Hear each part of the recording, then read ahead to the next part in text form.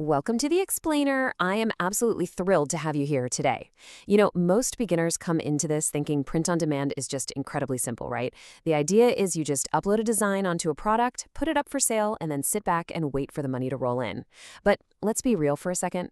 That upload and wait, get rich quick idea, it's a total myth. And honestly, it's exactly why so many people fail right out of the gate. The truth is, there's a bit more to it. But don't worry, because today, we're going to shatter that myth together. I'm going to walk you through a concrete step-by-step blueprint to build a real, actually profitable print-on-demand business from scratch. Okay, let's dive into this. Here's the quick roadmap for our journey today. First, we'll tackle the print-on-demand myth. Then, we'll look at products and target markets, followed by design and branding basics. After that, we'll talk about picking your selling platform, pricing for true profit, and we'll wrap it all up with promotion and marketing strategies. All right, starting with number 1, the print-on-demand myth.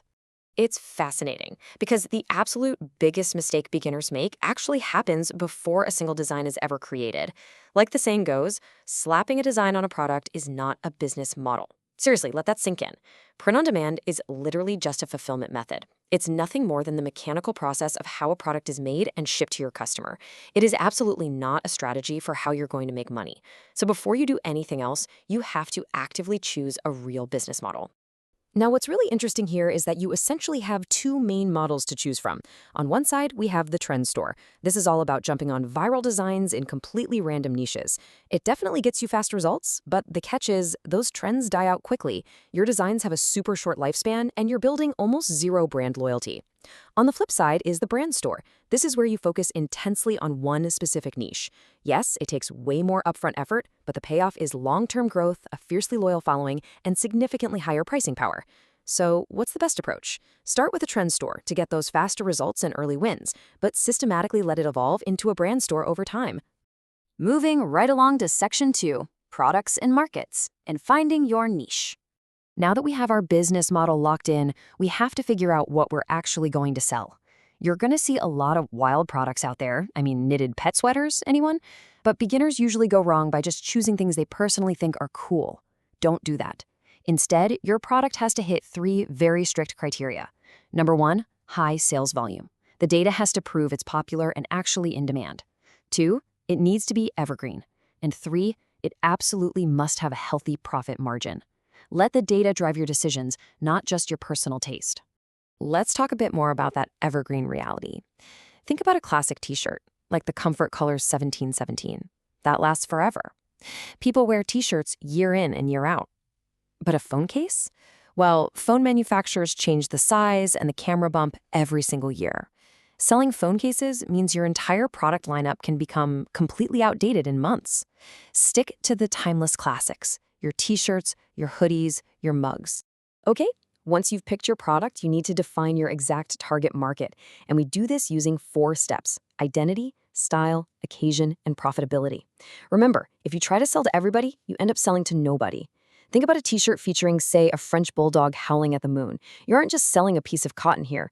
Your identity target is dog moms. The style is vintage. The occasion might be a gift for a friend. And you verify the profitability by checking that similar items are actually pulling in strong monthly revenue on the big marketplaces. Which brings us to Section 3, design and branding. So we know the product and we know the audience. How do we bring this to life visually? Well, even if you're running a trend store and just hopping from one niche to the next, you still need an overarching umbrella brand. Think of a classic department store. They sell literally everything, but the store itself is a brand name that you trust.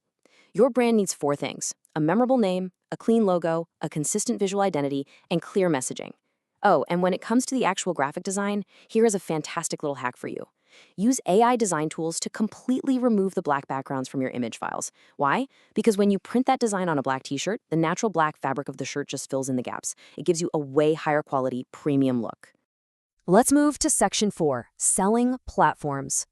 With your design looking incredible, it's time to decide exactly where this product is going to live on the internet. You basically have 2 very different paths. Marketplaces like Etsy are amazing because they already have millions of buyers actively searching every single day. But the massive downside? A total lack of ownership. You can't even email your customers, and your entire livelihood is at the absolute mercy of their search algorithm. That is exactly why you must also have an owned website. By using a custom domain like a .store and a website builder like Hostinger, you get complete control of your branding and your customer list. So the takeaway here is absolutely crucial. Use a dual approach. Leverage the marketplace to get discovered, but build your own site to capture and keep your audience. On to Section 5, Pricing for Profit.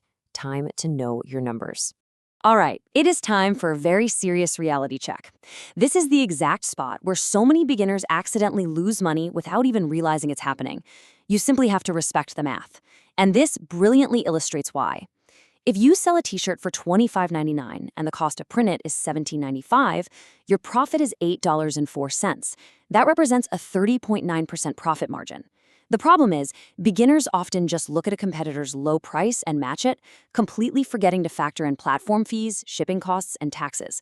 Because of this math, you should never, and I mean never, offer free shipping or free returns unless your margin is fat enough to absorb it safely. $7.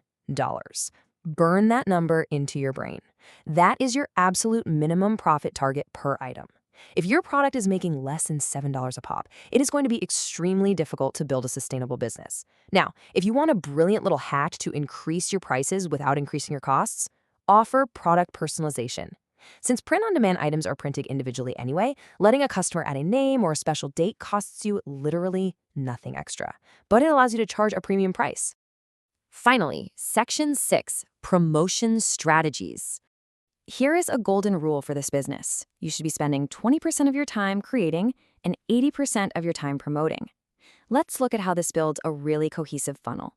First, you capture that existing traffic on marketplaces using strong SEO keywords and highly engaging visuals. And by the way, did you know Etsy themselves state that listings with a video get twice as many orders as those with just photos? Pretty crazy, right? Next, use social media to build awareness. Not by posting boring commercials, but by telling stories that tap into your target market's lifestyle.